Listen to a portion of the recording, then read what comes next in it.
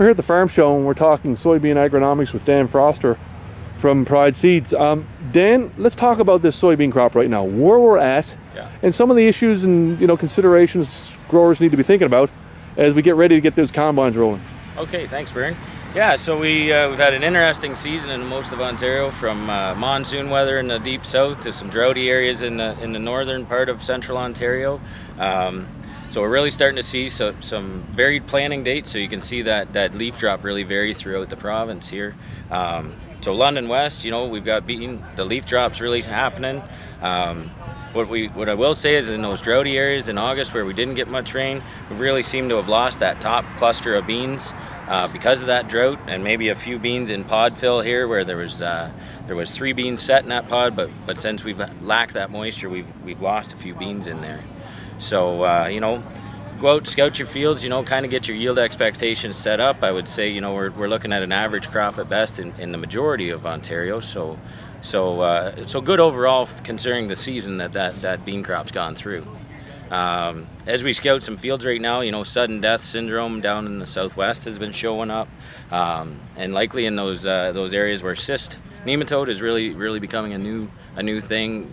Now's the time to really go out and mark those fields where you can see there's some cyst damage out there, and then get your soil tests.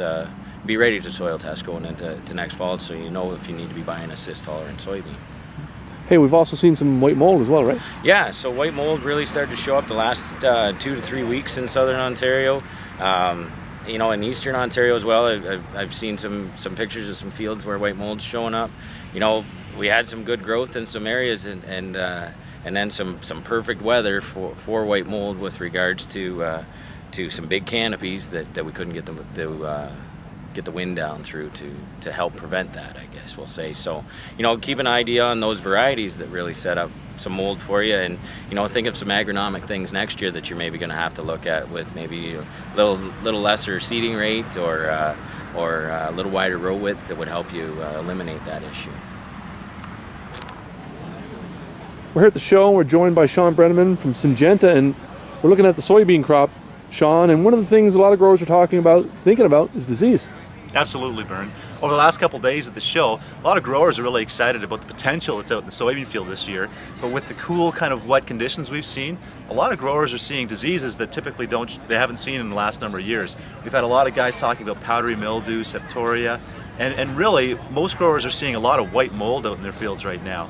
And white mold this year, just with those conditions, those cool, wet conditions at flowering, white mold showing up in a lot of fields, and growers haven't seen it in a lot of years. So the questions we're getting from growers are, what can I do about white mold, and what are some of the management or production strategies I can utilize to make sure that we minimize this pretty devastating disease? One of the things that I always like to work with growers on is to look at making sure they're selecting varieties which are resistant or have some resistance to white mold.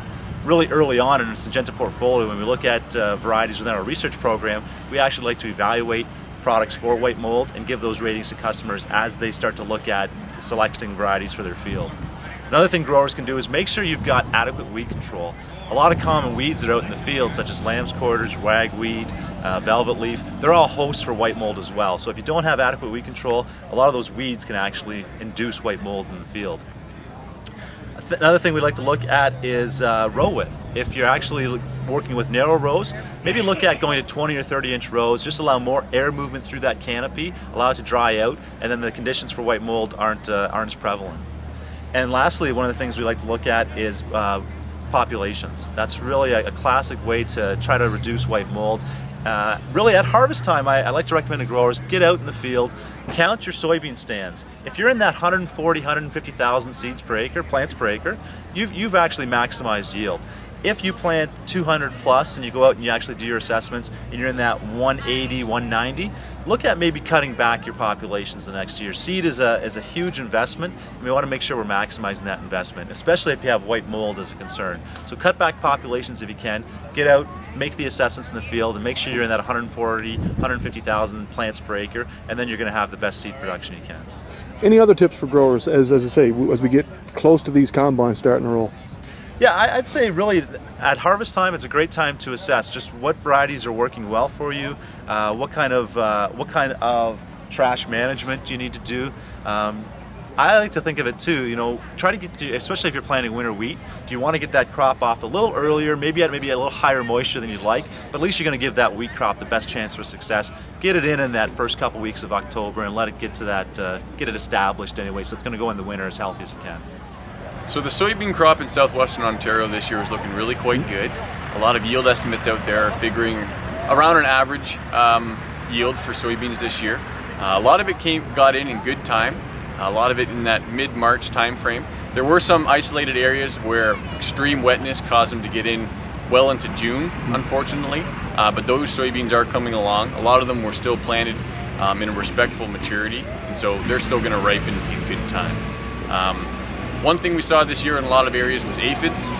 It was interesting this year, aphids came a bit later than most years. We saw them come well into bean fill period, and in some cases where treatment was necessary because of threshold, a decision was needed to be made to make sure that the beans were still below the R6 stage, which is where the bean cavity of a pod isn't quite filled with the developing seed.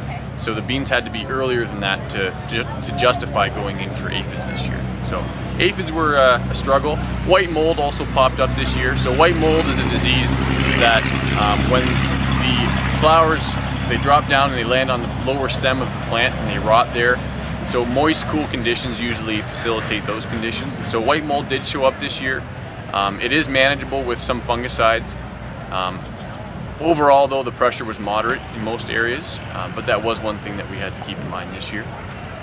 Moving forward, we are seeing a lot of soybeans turning this week. So we're about September 11th this week, and so a lot of soybeans are turning very quickly. So one thing to keep in mind is that when you have full leaf drop, you're about 4 to 7 days, depending on the weather, away from physiological maturity, which is when 95% of the pods in the plant are turned brown. And after that, it's about 10 days to get the beans down to a moisture that are about ready to harvest. And so realistically, in a lot of bean fields out there, we're still about 2 weeks away in a lot of bean fields. Depends on the maturity and the planting date that those beans went in. But realistically, that's where we're at for development. One other thing to keep in mind as we get towards soybean harvest is the potential of some of these these cooler nights that we're seeing this fall. So last week we had some areas that went down 2 degrees at night, so there was a light frost.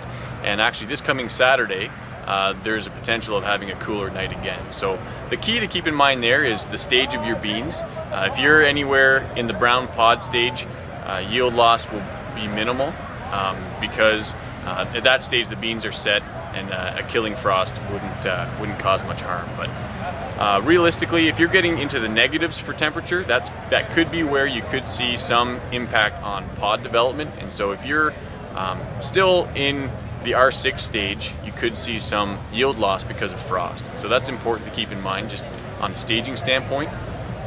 But again, it needs to be into that -1, -2 for extended periods of time to really cause issues with pod development and pod size.